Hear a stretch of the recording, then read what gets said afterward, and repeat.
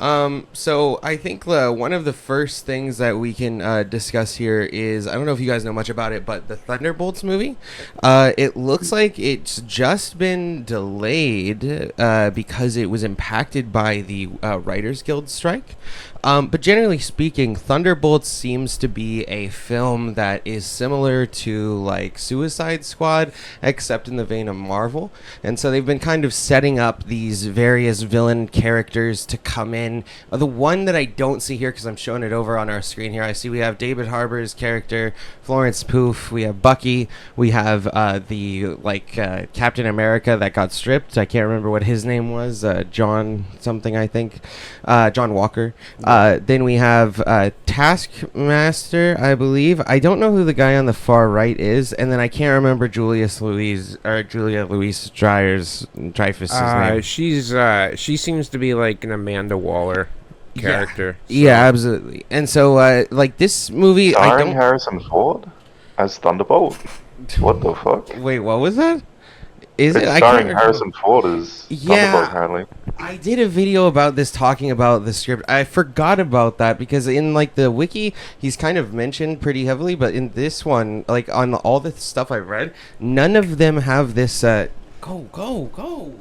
Hold on. Sorry, my dog just wrapped herself in all of our goddamn wires. But so far, yeah, I don't see him listed in any of the trailers or the pictures that I've seen come up for it. The other one that I would have expected is the White Vision character, because he's just kind of out there since the end of WandaVision, and we haven't heard anything about that character or what they plan to do with it. And this is what I would have expected them to do, is bring him in here. I mean, from what I heard, I had read a rumor that they were trying to rewrite to limit the Black Widow characters the least.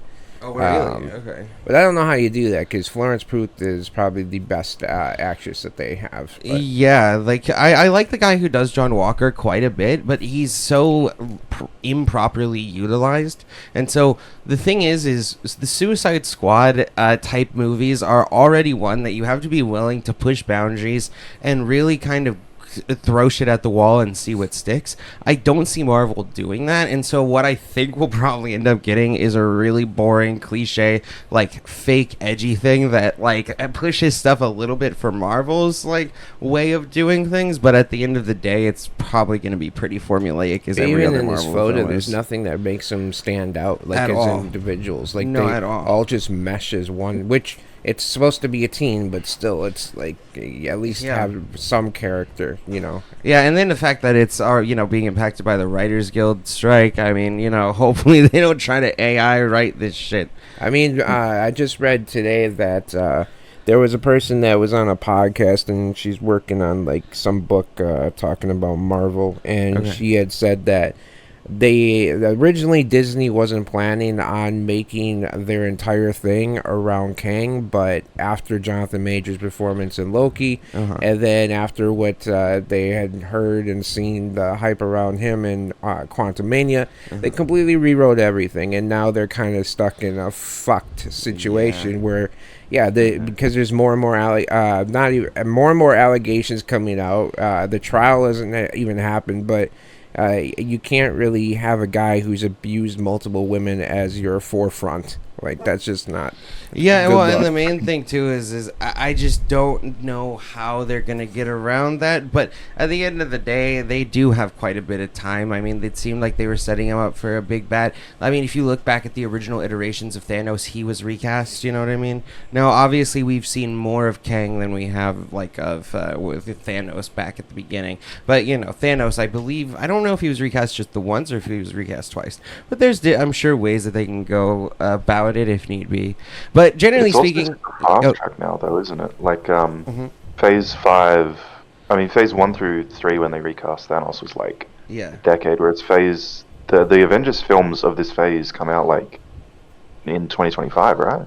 I think so. I haven't really looked at it. Are they going to already have him be the main villain of the? Because if for Thanos, they kind of I think it's super.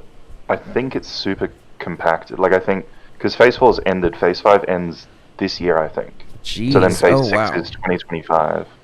Okay. Just because there's so many films and TV shows, I think. And so they've only got like a year to like recast or. I wonder if what they do is if they just speed up his storyline, right? Like if maybe if he is going to be the villain here, maybe what they can do is they can have him ended early and use that as a tool to kind of switch over to an even bigger bad and make him even more menacing by killing off Kang in such like an easy way. I think that might be the only way that they can do it since it is so compact like that. What are you going to do? They have to do something because even if like some situation arises where he gets like completely cleared, it's still not going to impact like the general public opinion for a lot of people. For sure.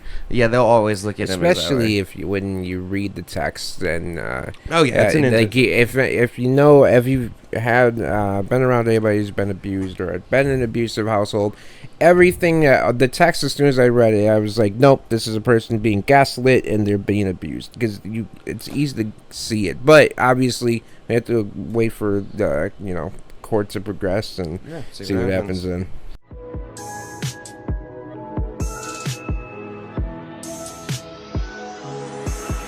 Spaced out of my head to the depths of the universe.